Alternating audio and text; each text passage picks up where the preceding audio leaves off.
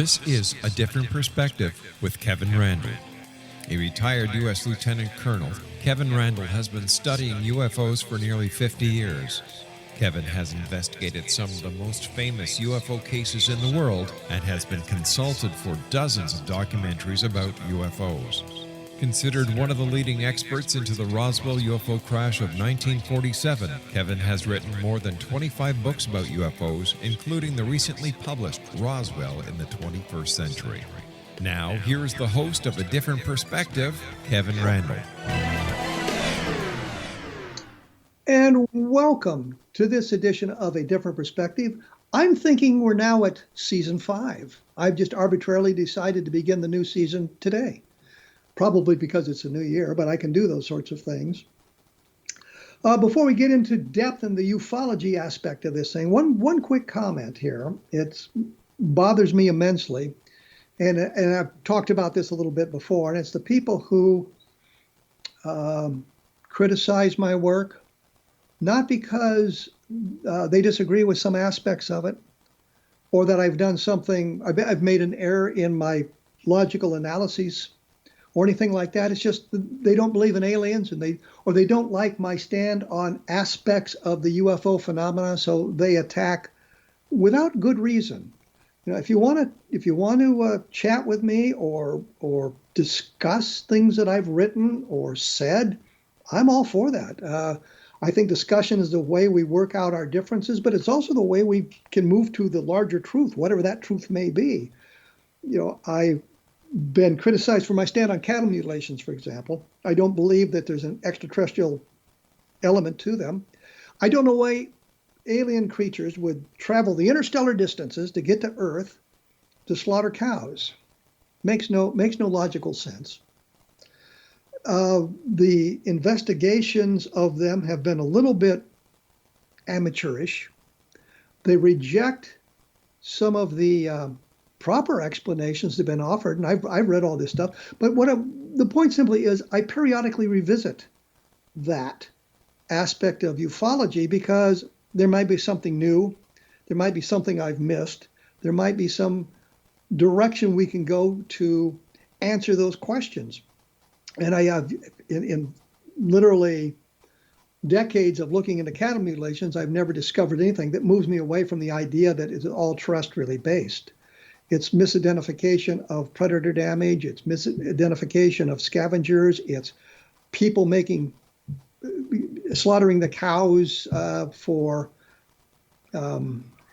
hoaxes, things like that. We never found any extraterrestrial component to that. And I've looked at literally dozens of them. My favorite was Dr. Jefferson Davis. I always remembered his name, Jefferson Davis, living in Wisconsin, and talking about a cow that had been mutilated in his area that he was the vet for. And he told me that the cow had been sickly from its birth, and that the farmer had probably done the mutilations himself, because if the cow died of natural causes, insurance didn't kick in. But if it had been killed and mutilated, then he got the insurance money. And I think that's kind of an aspect of it that we all need to look at. The point simply is, because of that attitude, or my attitude on abductions or crop circles or other aspects of the phenomena, I sometimes get attacked. And I don't think it's fair in today's environment. We see so much about cancel culture and all of that going on. I think there's an awful lot of that going on because you can hide behind your keyboard and make all these outrageous claims and then vanish into the woodwork so nobody can criticize you. I say to anybody, look at my military record. It's on file. You can see that I haven't really made anything up there. Look at my blog, vietnamgroundzero.blogspot.com, which is my mostly true stories of Vietnam. And I say mostly true, and here's why. And I think I've mentioned this before. I had believed, literally decades, that we left our Thanksgiving meal in the serving line because the flight was scrambled. I was going through the letters that I'd sent home during my time in Vietnam and discovered that on Thanksgiving, we hadn't been at our home base. We had been deployed to Tay Ninh on some kind of special Thanksgiving mission, and whoever it was up there had promised to feed us there. We didn't get scrambled. We went to Tay Ninh. We stayed on the ground. The mission didn't come off. We went back to Cu Chi. On other occasions, the flight crews were scrambled. And I remember leaving the meals on the tables. I remember leaving meals on the serving line because the flight was scrambled in the middle of the day. So the idea that we did that on Thanksgiving wasn't quite true, but the fact is that we had done that in the past. And that's kind of my point there. So we'll move on from that sort of thing. I think that what we need to look at is what's going on with UFOs today in the congressional arenas and the promises of investigations, which began with the ATEP release of video data back a number of years ago now. From I think the data was collected in 2004 and 2015. The videos were collected at that time, showing some kind of an anomalous object on the heads-up display or the various sensor displays in the cockpits of fighter planes, Navy fighter planes. The Navy came out and said, yeah, these are real videotapes. And one of the problems I have with that is people interpreted that to mean, well, yeah, we're looking at real UFOs, real physical objects. And that really wasn't what the Navy was saying. What the Navy was saying, yeah, these things were recorded on our equipment in those fighter planes, but that does not mean it's an alien spacecraft. And I think a lot of people ran to the extraterrestrial much more quickly than they should have. But we looked at that, and it had gathered a lot of interest in the public arena, as well as people coming out of the woodwork saying, well, I was involved in these things, I saw these things. No doubt they did see those things, but an awful lot of it was gathered electronically. And here's my problem with that. There's a video on YouTube that I saw, and I think I linked to it on my blog at some point, where a guy had taped his cell phone to night vision equipment and recorded it, and was getting some of the same kind of images that the Navy released with their cockpit videos, which suggest it is some sort of an electronic problem, some kind of an electronic glitch that creates these images electronically when there's really nothing there. So if you're looking at it through the sensors arrays, you see the object, but if you were to look outside the cockpit, or you could see outside the cockpit, you might not see anything in the sky at all. And I think that that's one of the things that we miss when we look at these sorts of things. We had the investigation that was an outgrowth of this that required a report to be given to Congress on June 25th of this year. And I always make note of the fact that's also the anniversary of the Custer Massacre, another great disaster in military history, at least for the United States Army, not necessarily for the Lakota. But the point simply is, that report told us nothing. They said, well, we had 144 reports and we only solved one of them. But how many incidents were there? You get multiple reports from one incident, and if so, how many incidents really were there? And what kind of investigation was conducted? It seemed, based on what went on, is that the mandate was given to the military or to the intelligence community to investigate these things, and they blew it off. They just paid no attention to it. And as the date approached and the news media became more interested in it, and there was more activity about reporting this, they realized they were going to have to come up with something. So they threw something together as quickly as they possibly could. They didn't invest a lot of time or resources in their investigation. And we ended up with this report that told us basically nothing. And there was a demand at that point that there would be another report within 90 days. Materials, and it's sort of related to disclosure. And that's disclosure is the idea that the government is going to come forth and announce exactly what they have in their files. And I think too many people in the UFO community think disclosure means they're going to show up and say, yeah, UFOs are real, they're extraterrestrial, and they've been here for literally thousands of years, if we go back to the ancient reports. I don't think that's going to happen. I thought when the videos were first released that we were moving toward disclosure, but then I see how it's been manipulated since then, and that we're not really moving toward disclosure. It's sort of more of a cover-up. But what's happened recently is Congress, of course, passed their big military budget in December, I believe it was, and one of the things in that budget was a requirement to create an investigative agency to look into UFOs. It was going to be It was going to be covered by the intelligence community, or the responsibility of the intelligence committee, and the military was going to be involved in this officially mandated, congressionally passed investigation into UFOs. And my first thought was, well, yeah, this is the first time they've done something like that, meaning passing legislation, but it's not the first time that something like that has been proposed. And then we go back to what I call Twining, the Twining memo. We're now in Twining 2.0, but Lieutenant General Nathan Twining was the commanding general of the Air Materiel Command in 1947, when the UFOs, the flying saucers, first appeared on the American landscape in the national media. And we look at that investigation in the summer of 1947. And according to Ed Ruppelt, who was one time the chief of Project Blue Book, looking at the documentation and the administrative files from that period while he was the chief of Blue Book, said that the Pentagon was in a panic. They didn't know what was going on. And you're thinking, okay, I understand that. Suddenly, Kenneth Arnold to see these strange things. Suddenly people are reporting them all around the country. Some of the people reporting them are military pilots. Some of them are scientists. Some of them are well-qualified people. And they don't know what's going on. Is this some kind of a Soviet invention that they're now deploying over the United States to spy on us? Is it some sort of a Chinese? I think at that time the Chinese weren't quite as technologically advanced as they are now. But was it some kind of communist weapon? Was there some kind of threat to the United States? And they didn't know what it was. As time passed, they realized the likelihood that it was a threatening proposition lessened. They didn't show up. The invasion fleets didn't show up. Nothing more was found, and they began to relax a little bit. A fellow named George Shogun, he was a brigadier general in an intelligence arena, with a fellow named George, he was a lieutenant colonel. I can't remember his name off the top of my head.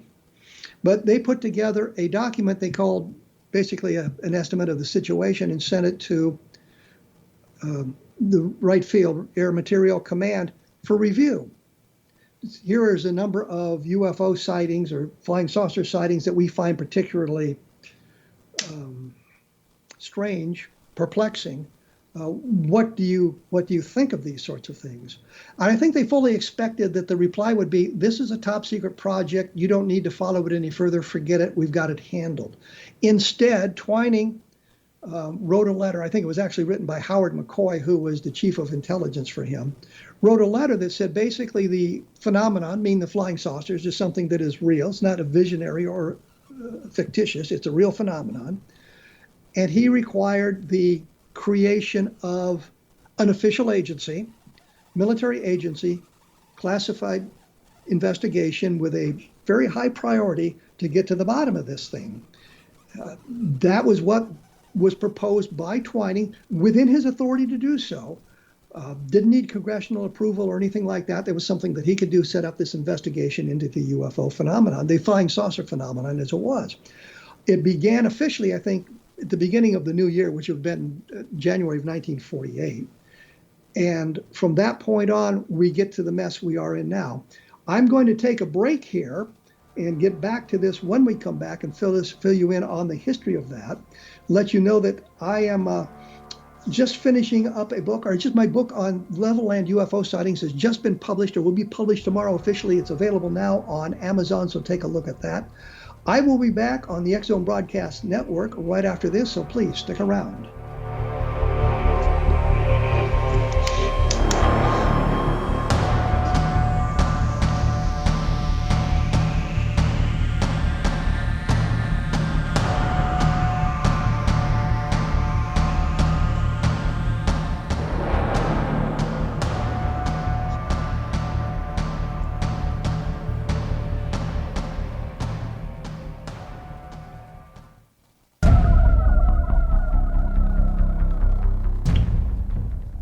I am flying solo tonight on the different perspective, simply because it was hard to line up a guest, and there was a lot of ancillary things going on that nobody needs to know about that suggested that maybe the best thing to do was not bother somebody else with the program tonight.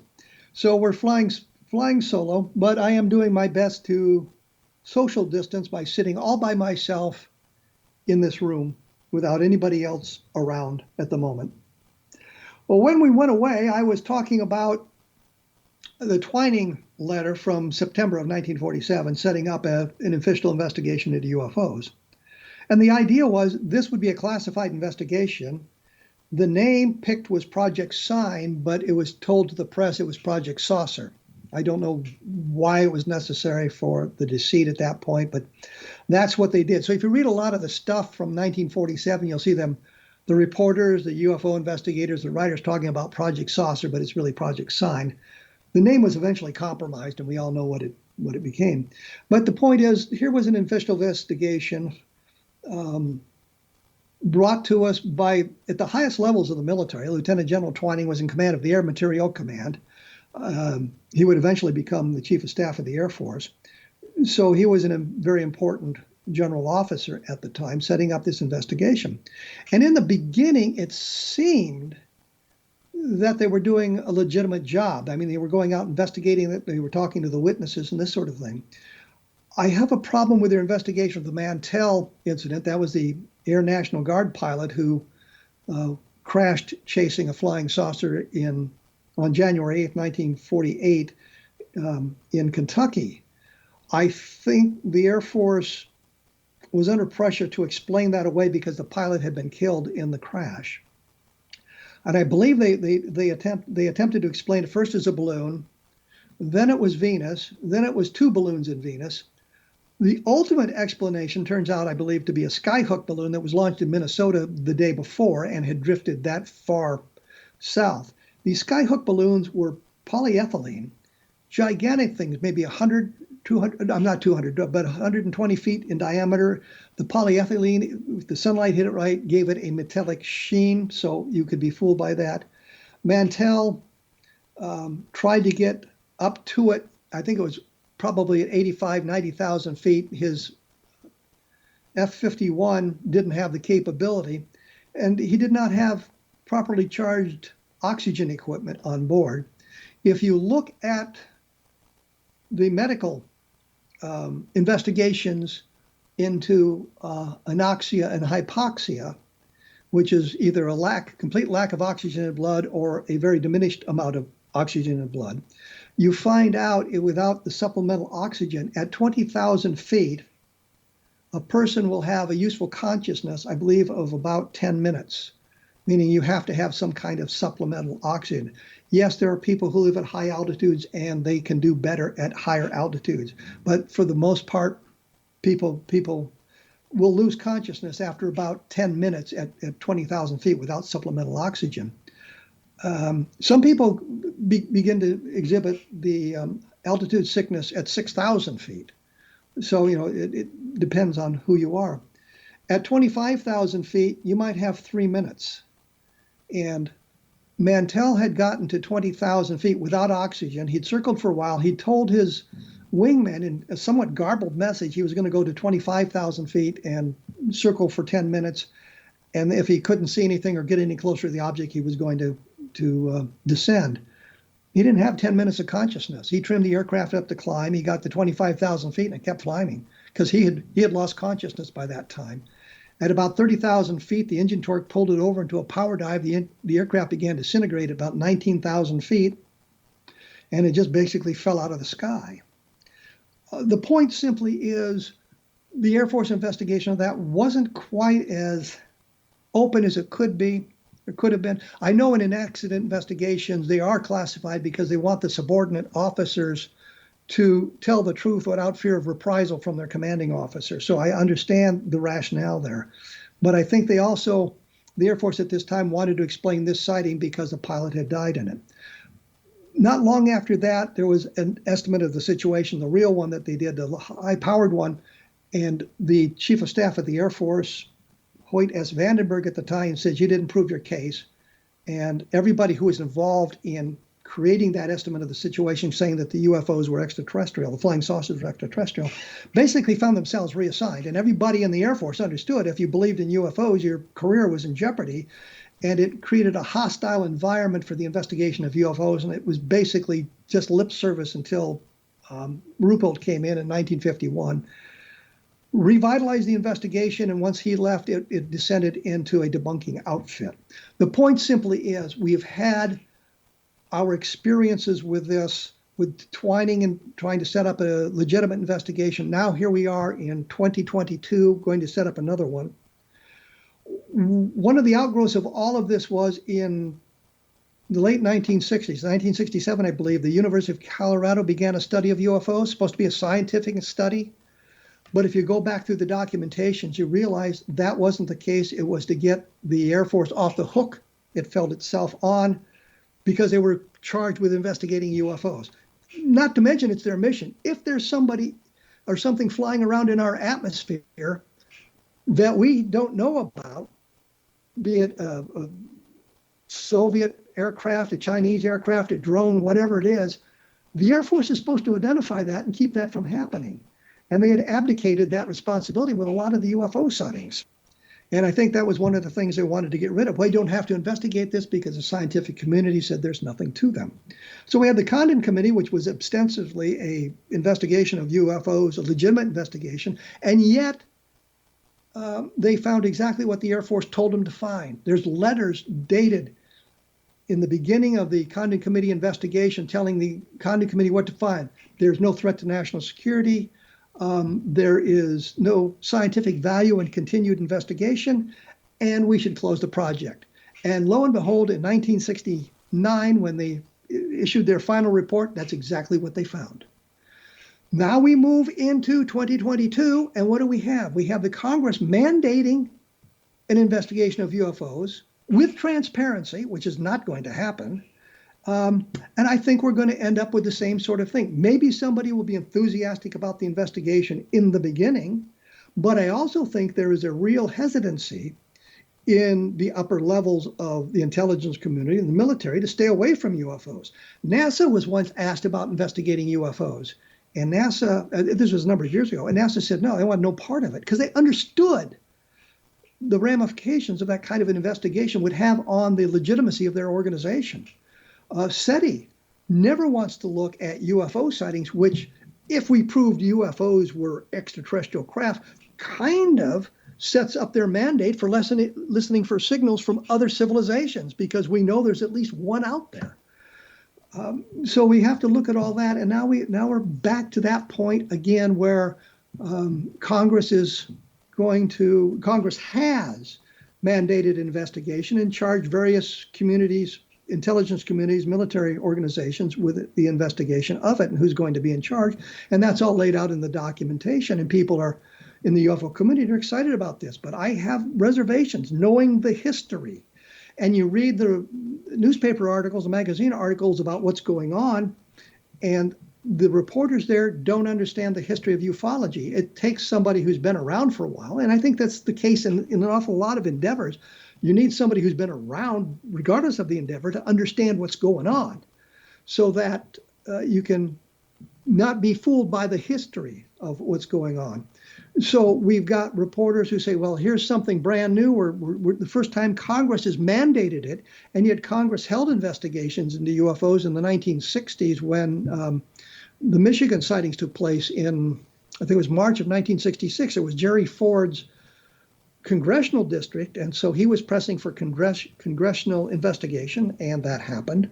Nothing came of it, and then Jerry Ford became president. Now you would think, well, Jerry Ford's president, he's going to be able to find out more about what's going on, but I think he was thrown into a position where his priorities weren't on what's going on in the world of UFOs, but how do I deal with the Soviet Union and the various crises that I've inherited from President Nixon and that sort of thing. So I think when we look at this, I think what's going to happen, there's going to be some enthusiasm for the investigation in the beginning. It's going to taper off depending on who's running it and how they're running it and what their bosses seem to think about it and what the various instructions they operate under are. It's supposed to be a legitimate investigation. I have my reservations. I hope that it is, because it would validate an awful lot of the work that I've been doing and that sort of thing.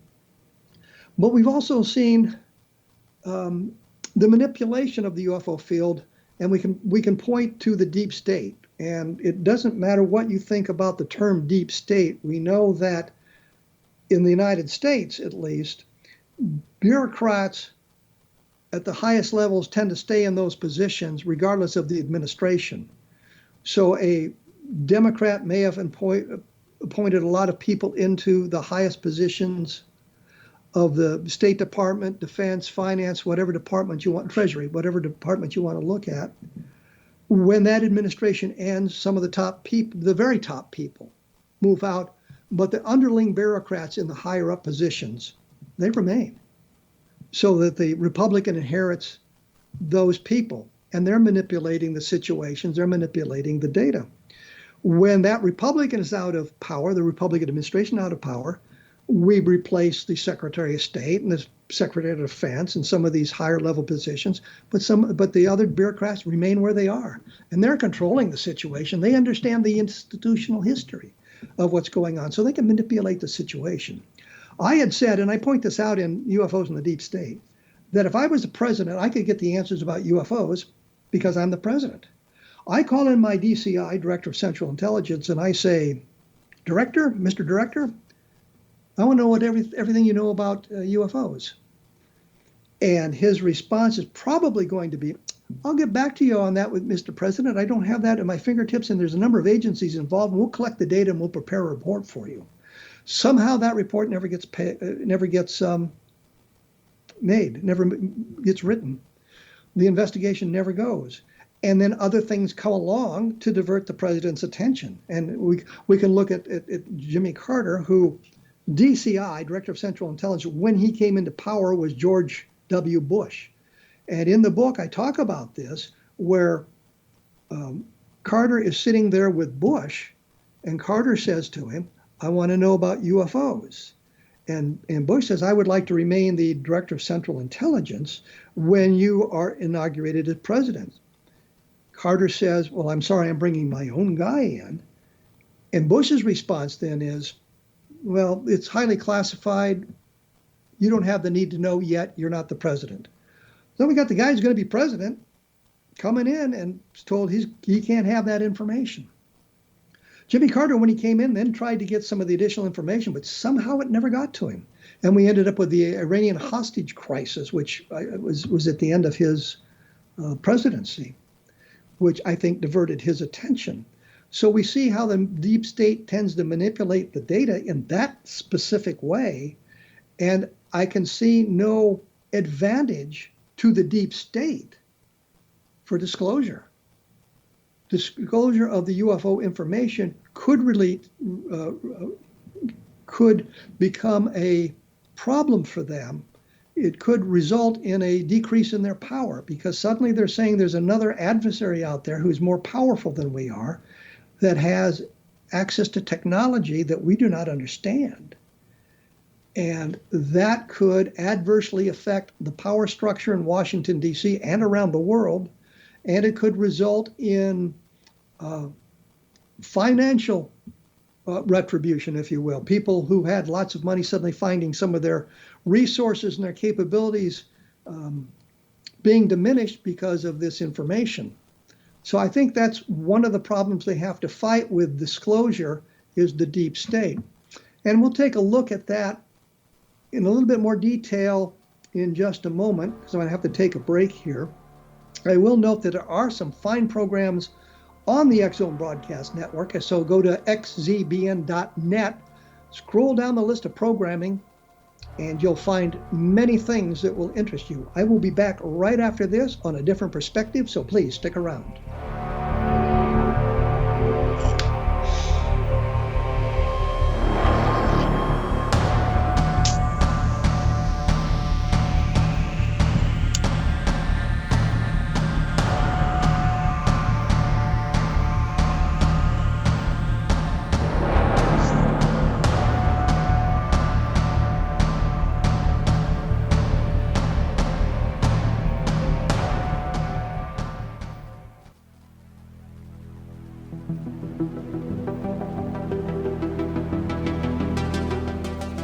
I said, I'm flying solo today, trying to hit some of the high points from last year, where things were going and where they might be, where they came from and where they may be going, I suppose I should say. When I went away there for moments, we were talking a little bit about the deep state. And I looked at this in depth. Inadvertently, I was going to do a book on OSI manipulating the UFO situation. And it evolved into a book looking at the deep state and how Air Force Office of Special Investigations manipulated UFO data. But it also keyed me into this idea that while we vote for representation in the legislative branch and the executive branch, sometimes those people are more beholding to their benefactors, people who donated an awful lot of money to their campaigns. And so they look at their issues through that sort of a lens. You know, if I represent, we'll just pick Texas because we've had a lot of talk about oil production, or we could talk about North Dakota for that matter.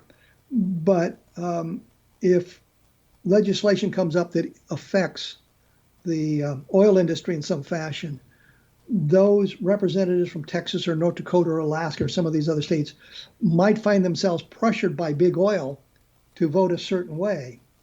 And I think that that's one of the things we have to remember in the way things work here, that there can be pressure. And there may be those outside the government, and certainly those inside the government, who don't want us to know everything that's known about UFOs by the government. There is a lot in there, and you find hints of it periodically. There was discussion in the Project Blue Book files about gun camera films. Supposedly lots of gun camera films from fighters intercepting UFOs, but there are very few films in the Project Blue Book files. So you have to say, where did those gun camera films go? And the next question becomes, if you were withholding those gun camera films because of the technology used in those fighters to intercept the UFOs, then I can understand why those wouldn't be in the Project Blue Book files, but they should be somewhere. And at this point in time, some of those old technologies are now obsolete and irrelevant. I think specifically Chester Lytle, who was quite the inventor, worked on the trigger for the atomic bomb at Los Alamos, for example, knew an awful lot of the high-ranking military people. He was a friend of Butch Blanchard, who was the commander at 509th Bomb Group in Roswell during the UFO crash there. So he had insight, and he told Don Schmidt and me at one point, he had been at Wright-Patterson Air Force Base, and F-4 Phantoms were engaged in a intercept of a UFO that they were watching real time through the television cameras in the fighters. You wonder where that information went. It didn't make it to Blue Book. There are cases in the Blue Book files that are just listed case missing. What was important about those? There are other cases that we know were submitted to the Air Force, never showed up there. The point being that there was other information going elsewhere in the UFO phenomena that we're not privy to. And I think that's one of the reasons we find ourselves not moving toward disclosure as fast as we can. And I think this latest activity by the congressional mandate, by the interest shown in this, is going to evaporate, not necessarily because those people have lost interest in it. I think some of the people may lose their congressional seats or find themselves replaced in other ways. But because the public attention span is rather short. My attention span for UFOs has been like 50 years, but other people it's like 50 minutes. So I think that they've come to the point where they mandated this information. Now there's a period of waiting to see what the investigation is, getting it set up, how are we going to function, who all is going to be responsible, although some of it is laid out in the congressional mandate. But how are we going to operate? Who's going to be responsible for the investigations? Are we going to be using just Air Force personnel? It's going to be intelligence personnel? Is it going to be the FBI? Is it going to be other civilian intelligence agencies involved in the investigations, that sort of thing? So I think we can take a look at some of that interest waning in the coming months. I know I'll be following as much as I can, and I'll have more about what this congressional mandate is up at my blog at www.kevinrandle.blogspot.com, because I've got some other information. I think that it needs to be laid out in a way that somebody can look at it as opposed to listen to me kind of talk about where the important points are. And so we can take a look at all of that. But that kind of moves us into today's arena.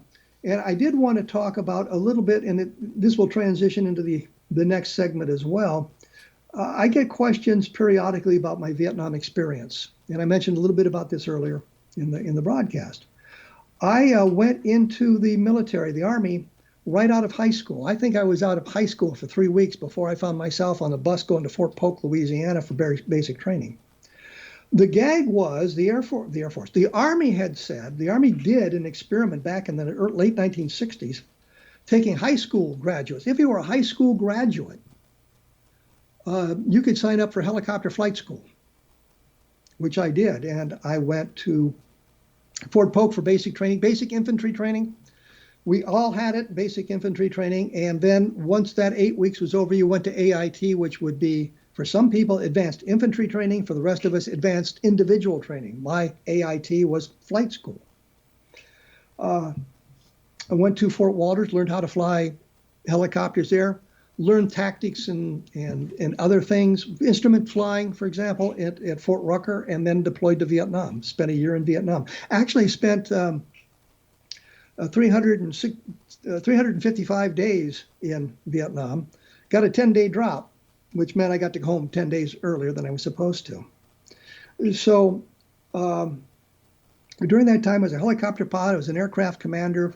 I did practically every mission that helicopters did in the Vietnam. I actually flew Firefly, and that was the idea of the helicopter had a whole bunch of landing lights set up in the cargo compartment to shine down on the ground. And the gag was, they obviously used it at night, and it was to get the bad guys to shoot at you. And there were two gunships, one orbiting higher than the Firefly ship and one orbiting lower, so that if you were shot at, they would roll in and neutralize the enemy in that respect. I did that one night because we had to evacuate our aircraft off Tay Ninh, and we ended up with the Dragons, which was the unit doing Firefly. And the pilot who was scheduled to fly the Firefly ship that night was a good friend of mine. I hadn't seen him in 6 months or 7 months after flight school. And he said, "You want to fly with us tonight?" And I said, "Sure, why not?" Not really, this is how you get killed, volunteering for missions like that. And we went out and did the Firefly mission one night. So I did Firefly for one night. Did smoke, and that was the ship that laid down a cloud of smoke around an LZ to kind of screen what was going on in the LZ from the bad guys if they were around. And Smokey was used even if there was nobody around. We did it periodically like that. So I mean, I did practically every mission. But I just mentioned this because periodically people will say to me, they don't believe I was in Vietnam or something like that. And I find it hard to believe that people who claim to be in Vietnam were there, because I know there were so many people who have claimed to be Vietnam veterans who never served in the military. They were just making up their stories. But I'm sure that in the past, and I know Stan Friedman had to have done this, was get my military record from the archives in St. Louis. And what he would have found when he got my records from the archives in St. Louis, that I was a helicopter pilot in Vietnam. I know at one point, after I had been discharged from the Army, I went to college, took Air Force ROTC. As a ward officer, I could take Air Force ROTC because I hadn't been commissioned, was the gag there. And after I got out of ROTC, I ended up as an intelligence officer. And I overheard Friedman ask a group of people once, was Randle ever a intelligence officer on active duty? And I'm thinking, you asked the wrong question, Stan. What you wanted to know is if I was ever an intelligence officer on extended active duty, because I had been an intelligence officer on active duty. After Iraq, I'd been an intelligence officer on extended active duty. Anyway, my military experience is pretty well out there for everybody to see.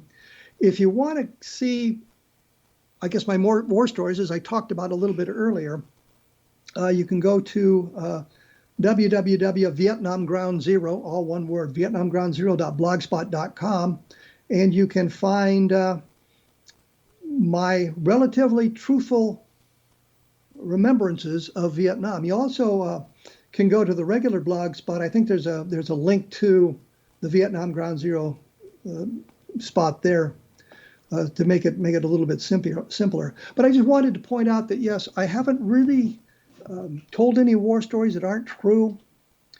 I know that sometimes my memory has been somewhat faulty, and I have letters to correct me on that. I mean, the letters that I wrote home that collect my memories on that. So I try to make it as truthful and honest as possible, give you an idea of what it was like to be a helicopter pilot in Vietnam in 1968 and 1969. But where I was going with this, and I kind of want to get into this, is we get to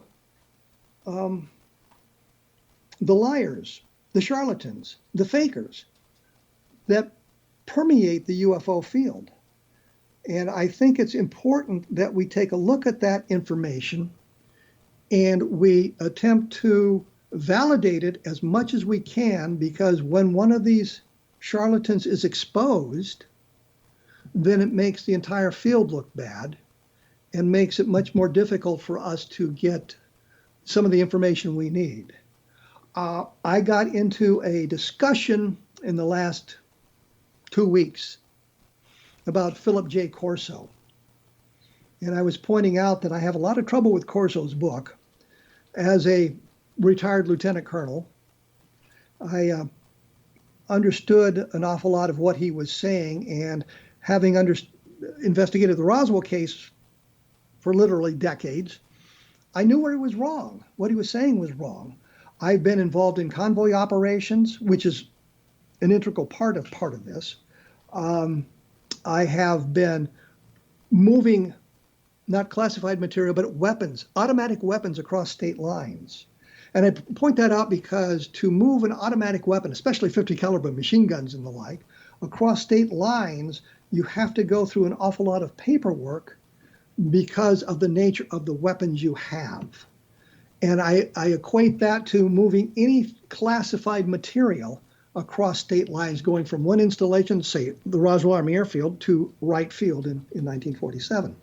And this becomes relevant with Corso because he claims that as they convoyed from Roswell to Wright Field, they did what we call a RON, remain overnight, at Fort Riley, Kansas when he was there. He was stationed at Fort Riley, Kansas in July of 1947.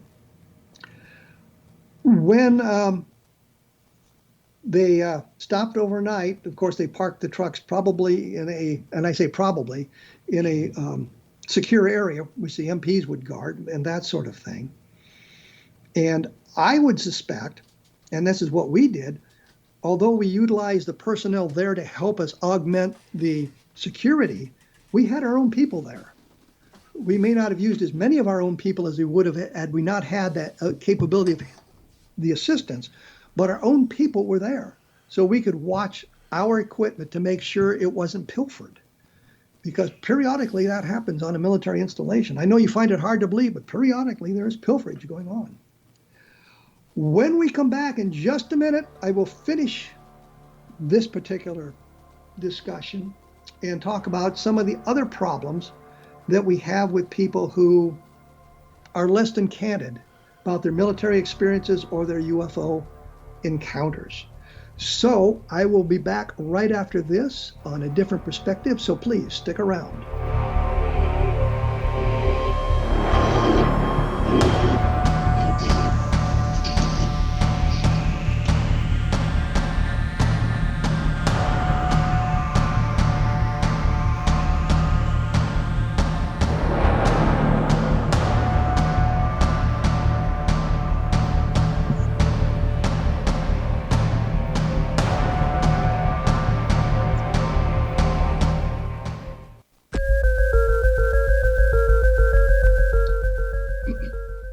him back alone, talking about UFOs and things of that nature. When we went away, I was mentioning the convoy, supposedly with the bodies, that went from Roswell to Wright Field, stopping off at Fort Riley, Kansas, where Philip J. Corso was stationed at the time, and explaining that, in how convoy operations operate somewhat. According to Corso's story, the crates were offloaded from the trucks. I don't know why. They weren't put into a storage facility that had refrigeration or anything like that. It was just moved from the trucks into the building. I don't understand that at all. I would have left them on the trucks and posted my guards around the trucks in the secure parking area. Corso says that a friend of his, a master sergeant, and they were on the bowling team together, called him and said that he had to see this most incredible thing. That apparently the sergeant and his people were looking through the crates. Here's classified material, and these guys are just violating the security regulations. There should have been somebody responsible from the unit transferring it, meaning the 509th Bomb Group, there as well. And he found a crate with the body in it, and he called his pal Corso. Now, in 1947, although it was much worse prior to World War II, but in 1947, you still had a schism between the officer ranks and the enlisted grades. And Corso was a field grade officer at the time, which made it an even wider gap between them. I find it difficult to believe that he would have been participating on a bowling team with the NCOs. I find it difficult to believe that an NCO who's now violated security regulations and has clearly committed a crime would call a field grade officer and make him complicit in that crime so that he can see a body of an alien creature. I just don't buy that story at all. That's my opinion based on my experience as a military officer, based on my experience as moving materials from one state to another, especially classified material. You deal with classified material at a much higher security level than you do normal convoy operations. And I think that's where this whole thing falls apart. We're dealing with classified materials here. There is no reason for Corso or his pals to have even looked at the crates, let alone gotten inside the crates to look at them. I find that very difficult to believe. There are other problems with Corso's story. He claimed, and I saw him do this in Roswell, New Mexico, claimed that he had been the commander out at White Sands Missile Range. No, he had been a battalion commander assigned to El Paso. I want to say Biggs Army Airfield, but it's not. It's Fort Bliss, I believe. In El Paso, he'd been a battalion commander there who had a responsibility for part of the White Sands range, but he was not the commander. And when he was questioned about that at this press conference, he said, no, he had been the commander as opposed to a commander. A completely different story. So I found that hard to believe. One of the things that kind of sparked this idea to talk about this was a fellow sent me some pictures that were supposed to be of the Roswell flying saucer wreckage. And he wanted to know if these pictures were authentic. Well, they're real pictures, obviously. But the problem is, if you look at it, you can see a jet engine in the wreckage. I mean, it's very clear in part of the wreckage that here is a jet engine. Well, I don't know of anybody who was talking about any flying saucers having jet engines. I mean, legitimate ones. There were a couple of hoaxes that involved jet engines and rocket engines involved in it, but nothing like this. This clearly was wreckage of an aircraft. The second picture he showed trucks, military vehicles, and people on the site. The picture kind of looked like me. It was a model. I don't know. It just struck me as a model, but it probably was legitimate picture. But the terrain is all wrong. Now, you have to remember, I've been to Roswell, I don't know how many times. I go back and count, I suppose, 50 times, something like that. Don Schmidt, Tom Carey, and I say the three of us because I know specifically, have been over the debris field, the impact site, the crash sites. We've been over all that area in New Mexico repeatedly. We have a good feel for what the terrain looks like. And in the second picture, the terrain does not look like high desert in New Mexico. Granted, if you go up north around Taos, you get lots of mountains. And if you go over toward Magdalena, you get a mountain range that separates the plains of San Augustine from the Arizona border. And that's so you got that kind of terrain. But where we know these things came down, whatever that may have been, the terrain just didn't look right to me. I don't think it's a legitimate picture of the Roswell wreckage. And yet here it is on the internet as the legitimate Roswell wreckage. We ran into the same thing with pictures of the bodies. I think a number of years ago, Penthouse Magazine claimed to have obtained photographs of the Roswell aliens. And the picture I think they used in that magazine were the alien creatures created for the movie Roswell, the Showtime movie Roswell, that was based on the books that Don and I had written. So we have to look at all of those sort of things. The point simply is we need to vet this stuff very, very carefully and not be so gullible that we embrace it all. And that was one of the problems I have with some of the people in the UFO field is they embrace everything. If you embrace UFOs, then you must embrace cattle mutilations. You must embrace crop circles. You must embrace all the crash retrievals, regardless of how idiotic they sound. You have to embrace all the abductions, even the ones that are dubious at best. You have to embrace all of that stuff. You cannot say this is a bad case. Jerry Clark and I argue about the Childs Whitted case. That was the airline pilots from 1948, and they drew the object they had seen, a cigar-shaped craft with square windows on it and an exhaust out the back. I am convinced, based on what I've seen and the reentry of the Zond 4 spacecraft, I think it was Soviet spacecraft that reentered and disintegrated as it came down. A few people saw a cigar-shaped craft and square windows along the side, and it was an optical illusion based on their perspective of where the craft was coming down and how it was coming down and how long they happened to see it. I've seen meteor compilations on YouTube, and one of them was called Meteor Compilation. It was 3 minutes and 19 seconds, and you could see where if you just got a glimpse at this, you get the idea it was a cigar-shaped craft coming down.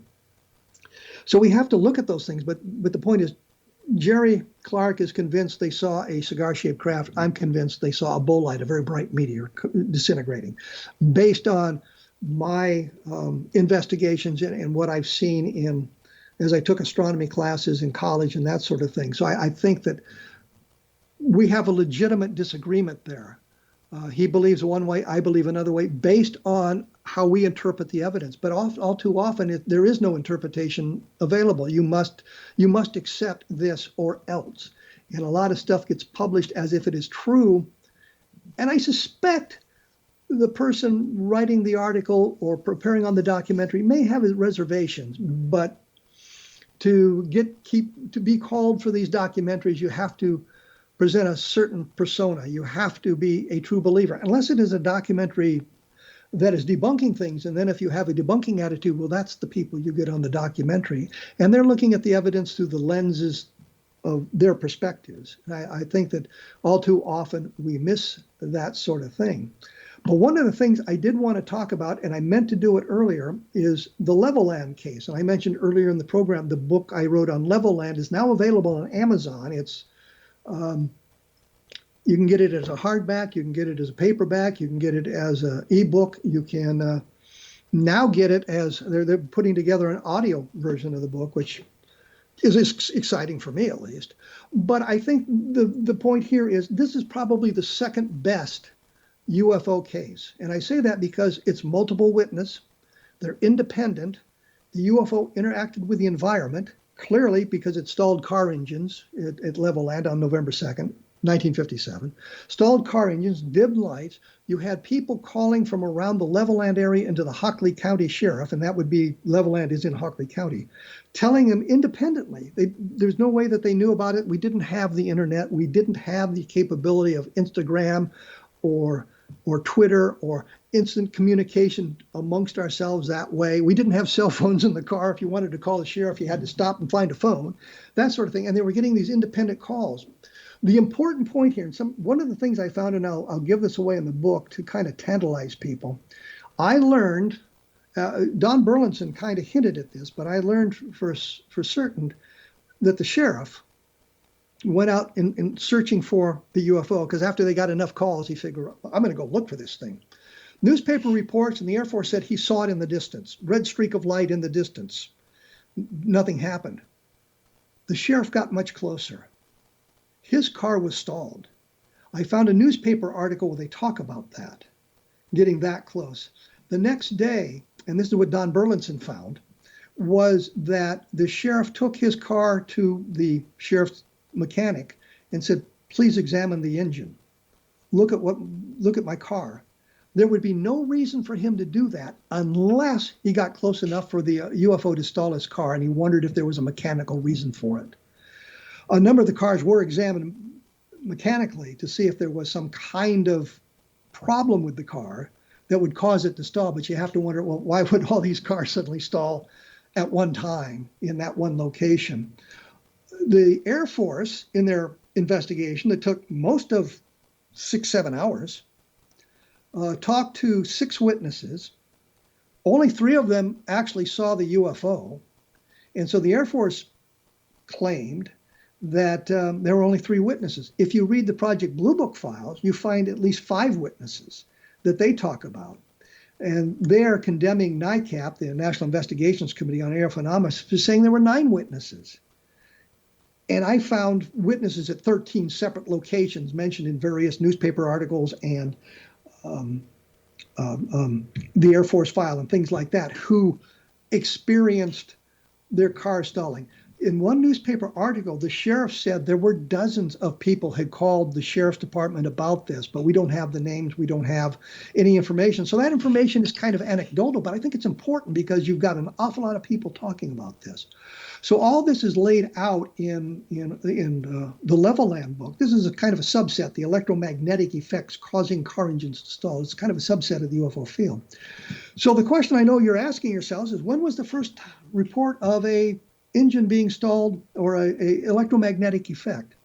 And that would be 1909 in England, and some guy was riding his motorcycle and saw a glowing object in the distance, and his headlight went out.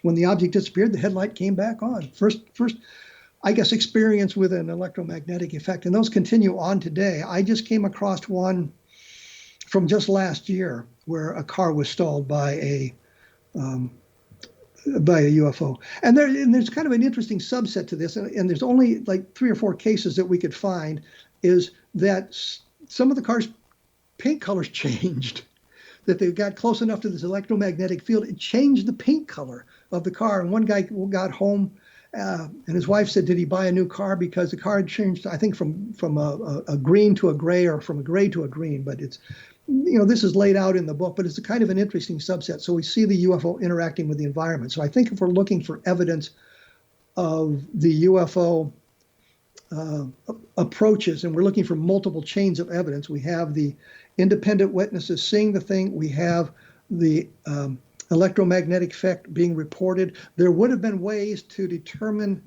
if there was a strong electromagnetic field in the presence of the vehicles, had they done it in 1957.